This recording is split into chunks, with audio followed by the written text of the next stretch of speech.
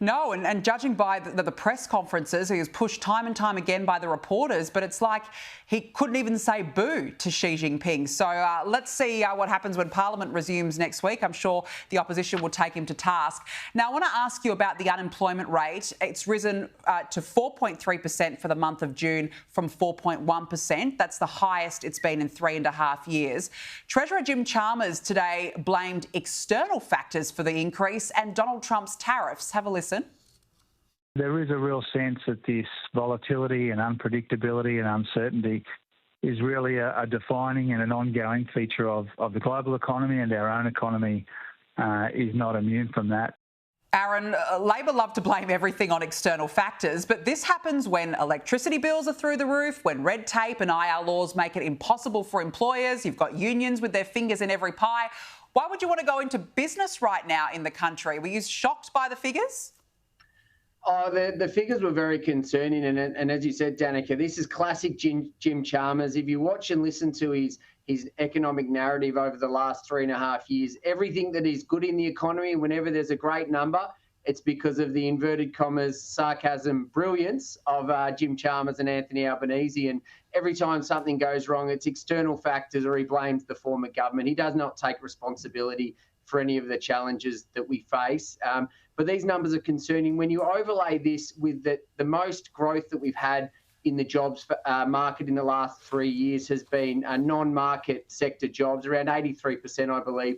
The private sector just doesn't have the confidence to invest. And as you said, there's many factors: higher economic energy prices, industrial relations. Businesses are not prepared to invest in the private market. And that's leading this softness in the job figures. And when I speak to small businesses, large businesses in my community, they're just not sure what the future holds. And they have no confidence that this government has any solutions at the real source level to the economic challenges that we face. No, very, very clear. Aaron, I mentioned, of course, Parliament returns next week for the first time since Labor was re-elected back in May. What is on the coalition's agenda?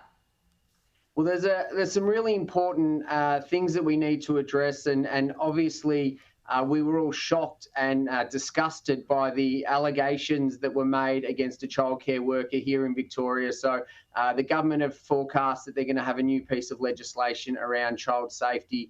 We will scrutinise that in great detail to make sure that it is actually going to make a tangible difference to keep children safe, and also make sure that it's implemented sooner rather than later. We cannot afford to have a moment where symbolically it looks good and it doesn't actually make a difference. So that will be an important piece of legislation that we will scrutinise and work with the government if it is good legislation, and look to strengthen it if we need to.